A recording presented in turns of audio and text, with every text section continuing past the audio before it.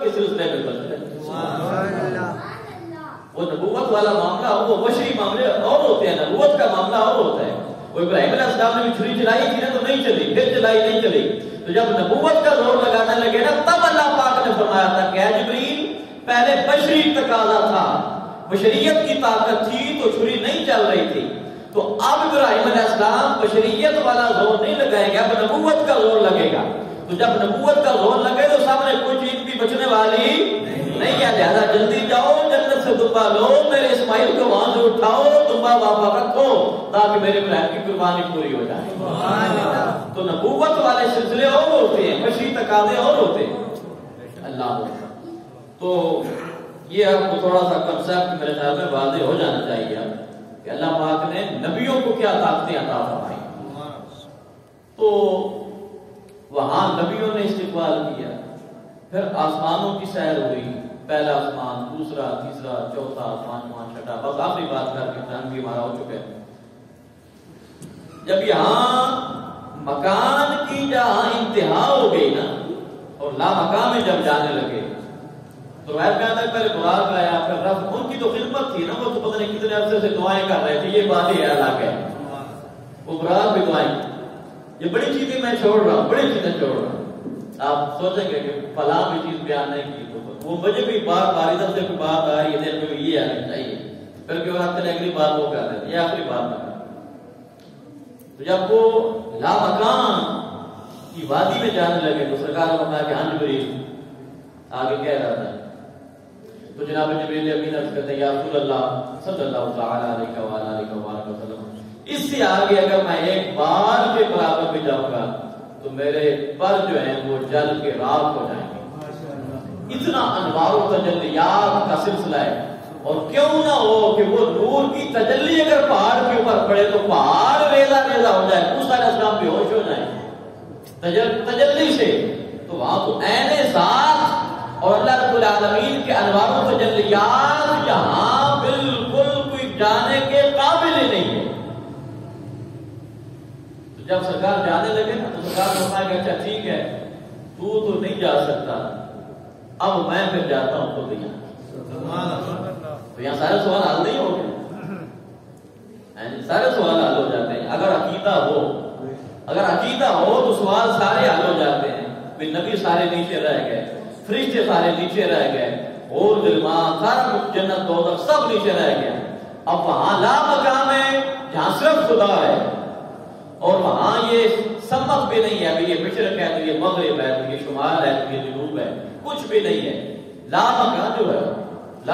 جو ہے وہ اعلیٰ حضرت نے لکھا نا کہ سر عرش پر ہے تیری گزر، سر عرش پر ہے تیری گزر، اور دل فرش پر ہے تیری نظر، ملکوت ملک میں کوئی شے نہیں وہ جو تجھ پہ آیا نہیں۔ تو سرکار نے فرمایا کہ میں جا رہا ہوں آگے، تو ہاں اے جبریل میں تو جا رہا ہوں اور اللہ سے ملاقات بھی ہے، اچھا ایسا کہ تو بتا کہ اگر تیرے کوئی حاجت ہو تو میں اللہ کی بارگاہ میں پیش کروں۔ تو معلوم یہ ہوا کہ اللہ والوں سے مانگنا، اللہ والا سمجھ کر، یہ جبریل کی بھی سنت ہے۔ جبریل نے یہ نہیں کہا کہ اللہ میں تو اللہ کا پیغام آپ کے پاس لے کے جاتا ہوں، میں خود نہیں بات کر سکتا، اللہ سے خود نہیں مانگ سکتا، نہیں، جبریل کو بھی پتا ہے کہ جو مجھے کہہ رہے ہیں جس کو یہاں بلایا گیا ہے اس کا مقام ہی الگ ہے، اس کو جان ہی کو نہیں سکتا۔ جبریل امین سے پوچھا اے جبریل کوئی حاجت ہے تو بتاؤ میں جا رہا ہوں۔ اب جبریل بھی سیانے ہیں، ہر بندے کی ڈیمانڈ اپنی ہوتی ہے، وہ جس طرح جب میں جیسا کرتے ہوتے ہی لاتا ہے، یہ بچے تو ٹافی میں بھی خوش ہو جاتے ہیں، ٹھیک ہے،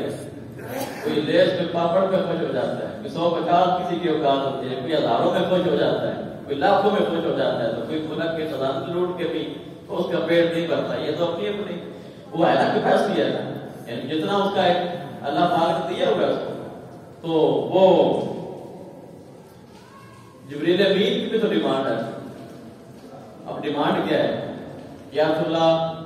ڈیمانڈ، کیونکہ جبریل کو بھی پتا ہے نا کہ سب سے زیادہ انعام تو یہ ہے کہ اللہ کا قرب مل جائے، اور اللہ کا قرب کیسے ملنا ہے کہ قرب مصطفیٰ نصیب ہو جائے، اور قرب مصطفیٰ کیسے نصیب ہونا ہے؟ جبریل امین عرض کرتے ہیں یا رسول اللہ صلی اللہ علیہ وسلم، بس اتنی آرزو ہے کہ قیامت کے دن میدان محشر جب برپا ہوگا اور پل صراط سے لوگ گزریں گے، پل صراط سے لوگ گزریں گے، تو یا رسول اللہ میری آرزو یہ ہے کہ جب آپ کی امت کی باری آئے، جب آپ کی امت کی باری آئے، بس مجھے اللہ سے یہ اجازت لے دیں، اللہ سے مجھے یہ اجازت لے کر دیں کہ جب آپ کی امت کی باری آئے تو اللہ پاک مجھے اجازت عطا فرما دے، میں اپنے پروں کو بچھا دوں اور آپ کی امت آرام سے گزر جائے۔ سبحان اللہ۔ اسی لیے اعلیٰ حضرت فرمایا کہ رضا پل سے اب وجد کرتے گزر گئی کہ حیرت کے سلم دعائیں۔ تو یہ چند چیزیں معراج شریف کے حوالہ سے اس رات کو اللہ پاک نے بڑا برکت والا بنایا، بڑی برکت والا، اتنا اللہ پاک نے اپنے محبوب کو معراج کرایا، اس کو ضائع نہ کریں، اس کی قدر کریں۔ میں نے کہا ساری رات اگر نہ بھی جاگ سکے تو کم از کم نماز کی پابندی کر لیں، باجماعت کی پابندی کر لیں۔ اللہ پاک ہم سب کو اعمال صالحات کی اور اپنے پیارے محبوب صلی اللہ تعالیٰ علیہ وآلہ وسلم کے ساتھ سچی پکی محبت، عقیدت اور الفت کی توفیق عطا فرمائے۔ آمین۔